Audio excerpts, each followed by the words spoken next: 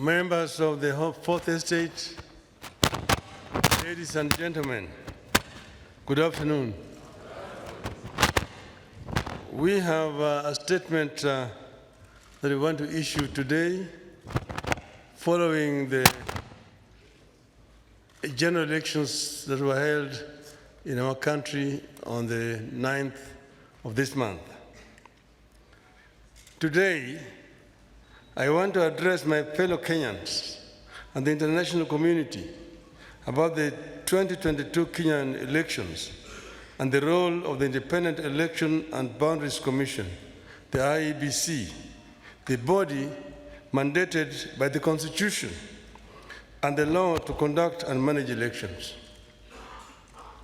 On August 9th, 2022, millions of Kenyans turned out in large numbers in an attempt to choose their leaders at the national, county, and local levels after long and generally peaceful campaigns. But yesterday, August 15th, our budding democracy suffered a major setback. As a result, Kenya faces a grave legal and political crisis as a result of the actions of Mr. Wafula Chebukati, the chairperson of the IEBC. The Constitution and our laws are clear about how the IEBC should conduct its business. There's no more important role for the IEBC than the conduct, transmission, and tallying of the presidential election.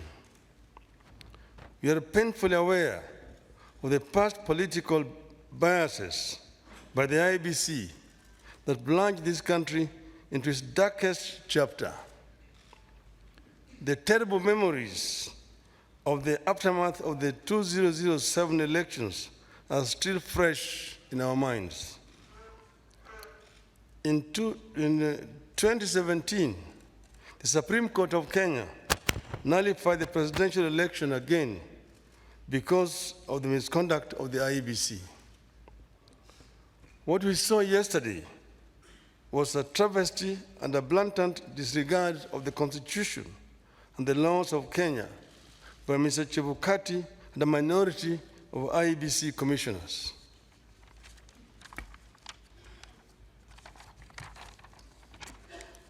The law is clear on the role of the chairperson of the IEBC. The law does not vest in the chairperson the powers of a dictator to rule the IEBC unilaterally. The IEBC is structured as a democratic institution in which decisions must be taken either by consensus or by a vote of the majority. The chairperson and a tiny minority of commissioners have no legal authority to take weighty decisions and proclaim them as the rulings of the IEBC.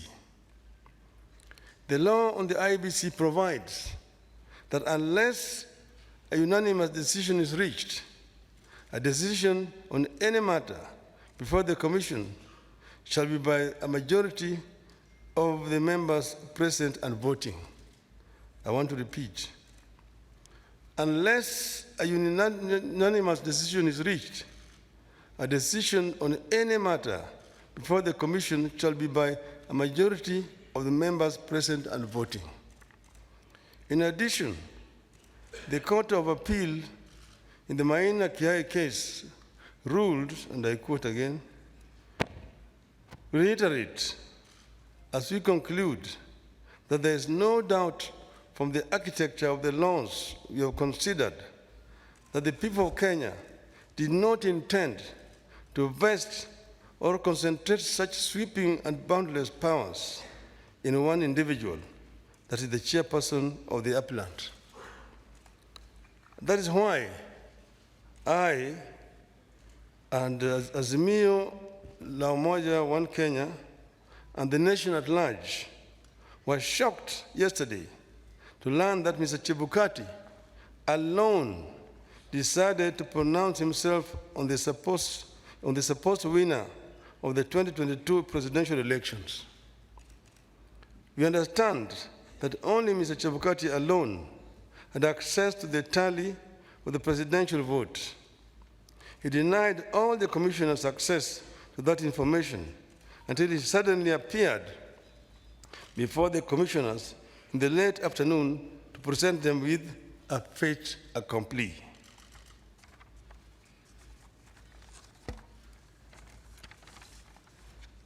Barely 2 hours before his announcement, Mr. Chebukati called a meeting of the IEBC and revealed to them the different results he was going to announce. 4 of the 7 protested Mr. Chebukati's actions. But Mr. Chebukati, whose mind appeared made up, did not entertain any discussion of the results, precipitating a walkout by a majority of the commissioners, who promptly denounced the results at a press conference. We know what happened next. A majority of the commissioners walked out and held a press conference where they denounced the results. Our view in Azimio is clear. The figures announced by Mr. Chebukati are null and void.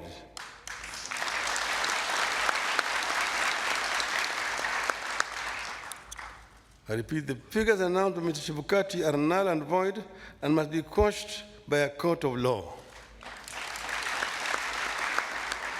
In our view, there is neither a legally and validly declared winner nor a president-elect. Mr. Chebukati's announcement purporting to announce a winner is a nullity. He acted with gross impunity and in total disregard of the Constitution and our laws. He could have plunged our country into chaos had our supporters not exercised great restraint. Such blatant acts of impunity can be a threat to the security of our country. It is not up to us to decide whether Mr. Chebukati has committed an offense. We leave that determination to the appropriate authorities. But for avoidance of doubt, I want to repeat that we totally and without reservations reject the presidential results announced yesterday by Mr. Chebukati. I want to commend our supporters for remaining calm and keeping the peace, and I urge them to continue to do so.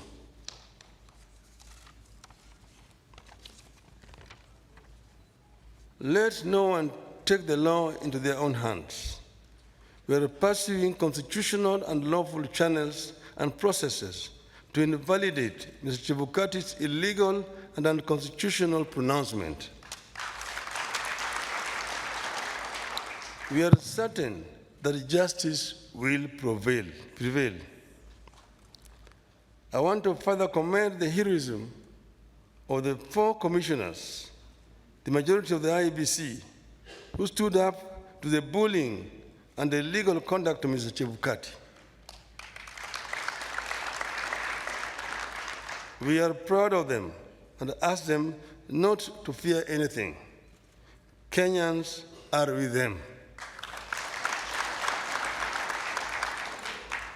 Today, I do not want to fully address our strategies going forward, but suffice it to note that we will be pursuing all constitutional and legal options available to us. We will do so because we regard the many flaws in the elections and the wrongs committed by the IEBC as fatal to the process and the outcome announced by Mr. Chebukati. We urge Kenyans and the friends and partners of Kenya abroad to stand tall and be counted as we seek to advance the ideals of democracy and an open society that we have always stood for. We will pursue justice for our supporters and for all Kenyans so that their choices are respected and honored. May God bless you, and may God bless Kenya.